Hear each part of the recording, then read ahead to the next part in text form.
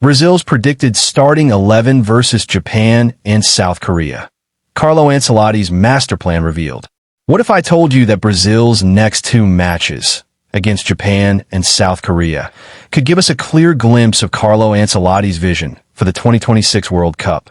Yes, these may look like simple friendlies on paper, but for Brazil, every lineup decision now carries weight, pressure, and long-term significance. Ancelotti has already announced a 26-man squad, and while fans are busy celebrating some surprise call-ups, the biggest question remains: who will make the starting 11? In today's video, we're going to break down the potential starting lineup for Brazil's upcoming clashes against Japan and South Korea, position by position, from goalkeeper to attack. So make sure you stick around till the end, because some of Ancelotti's expected choices might shock you. Let's start with the goalkeeping department, one of the most talked about areas after Alisson's injury. With Alisson Becker unavailable, Brazil's options now narrow down to Ederson, Bento Matheus, and Hugo Souza. If Alisson were fit, there's no doubt he'd have been the first choice.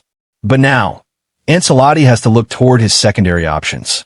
In the last FIFA window, the second choice keeper was Hugo Souza, and the third was Bento Matheus. Between these two, it seems one of them is set to take the number one spot in the upcoming matches.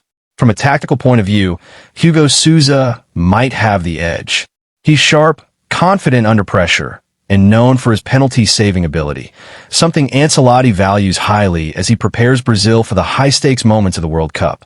Yes, Bento Matheus does have prior match experience, especially from Dorival Jr.'s brief tenure, when he played against England and Spain, but in terms of overall reliability and recent form, Hugo Souza looks like the better fit for these friendlies.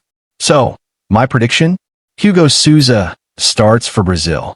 Now let's move to the backline, for players who will form the foundation of Brazil's defense. Starting with the right-back position, we have two names, Vanderson and Wesley. Vanderson was initially called up, but unfortunately got injured. In his place, Ancelotti brought in Vitor Vitinho. However, Vitinho's last appearance, particularly against Bolivia, wasn't convincing. That's why Wesley seems the safer, more balanced option, someone who's been around the team for a while and can contribute both offensively and defensively.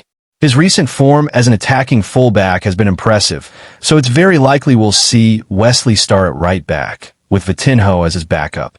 In central defense, this is where things get really exciting. The dream pairing of Eder Militao and Gabriel Magalhães could finally return.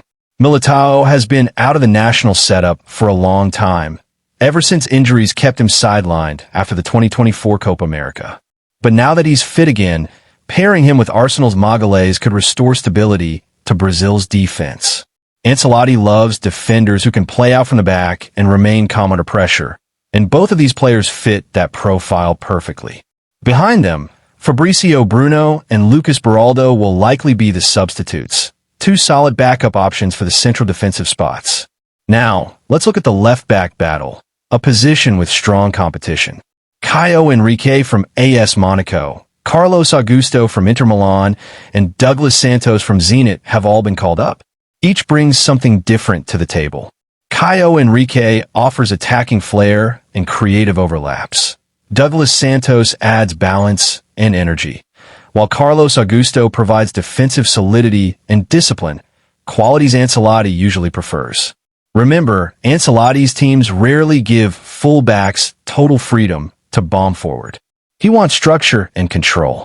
That's why I believe Carlos Augusto will be the one to start, with Henrique and Santos ready to step in if Brazil wants to switch to a more attacking approach. Moving into the midfield, expect Brazil to play with a double pivot, two deep-lying midfielders controlling the tempo. The first two names that instantly come to mind are Casemiro and Bruno Guimaraes, and honestly, they are automatic choices. These two are absolute locks for the 2026 World Cup if they stay fit. Casemiro brings leadership, composure, and defensive presence, while Bruno offers creativity, vertical passing, and an incredible ability to break lines. Together, they form one of the most balanced midfield partnerships in international football. Now comes the attacking midfield slot, and here's where it gets interesting. Will Ancelotti go with Lucas Paqueta, or will he give Matheus Cunha a start? Paqueta has had mixed form at the club level, struggling to find rhythm in the final third. Yet, every time he puts on the Brazil shirt, he somehow delivers. He has that flair, that unpredictable spark that can turn a game around. We saw that recently when he came off the bench against Chile and found the back of the net. Cunha, on the other hand, is more of a flexible option, someone who can drift between midfield and attack, link up play, and press aggressively. If Ancelotti wants experience and chemistry, he'll go with Paqueta. If he wants energy and experimentation, Cunha might get the nod. But based on recent tendencies, Paqueta seems more likely to start. Now let's dive into the final third, Brazil's most exciting area of the pitch. On the right wing, the teenage sensation Estevão Willian is expected to start. This young prodigy has been lighting up discussions among fans with his fearless dribbling and raw talent. Supporting him on the bench could be Luis Enrique or Rodrigo. Rodrigo's versatility makes him incredibly valuable. He can play on the left, the right, or even as a central attacking midfielder. Although he's primarily been used as Vinicius Jr.'s backup at Real Madrid, he remains one of the most adaptable players in Brazil's setup. Expect him to feature as a substitute, no matter the position. Now let's talk about the center forward role, and yes, the ever-controversial Richarlison. Many fans criticize him for his inconsistency, and it's true, he hasn't been in his best form. But for Ancelotti, Richarlison offers something beyond stats: work rate, positioning, and determination. He presses relentlessly and always gives his all for the shirt. Behind him, Igor Jesus could be the backup option. The youngster has shown promise in limited appearances, contributing 1 goal and 1 assist in just 4 games. But given Ancelotti's trust in Richarlison, expect him to start once again, possibly one of his final chances to prove himself before the World Cup cycle tightens. And finally, on the left wing, there's no debate. It's Vinicius Jr., full stop. If you think Ancelotti would start without Vinicius, you clearly haven't been watching Brazil lately. Even though he hasn't been scoring frequently for Real Madrid in recent matches, his impact remains undeniable. His movement, pressing, and chance creation make him a constant threat. Backing him up will be Gabriel Martinelli, who's been in strong form for Arsenal. But between the two, Vinicius is the guaranteed starter. So, summing everything up, here's the most probable starting lineup for Brazil against Japan and South Korea. Goalkeeper, Hugo Souza. Right back, Wesley. Center backs, Eder Militao and Gabriel Magalhães. Left back, Carlos Augusto. Midfield, double pivot Case Moreau and Bruno Guimaraes. Attacking midfield, Lucas Paqueta. Right wing, Estevão Willian. Center forward, Richarlison. Left wing, Vinicius Jr. This lineup represents the perfect balance between youth and experience. A glimpse of Brazil's next generation blending with its seasoned warriors.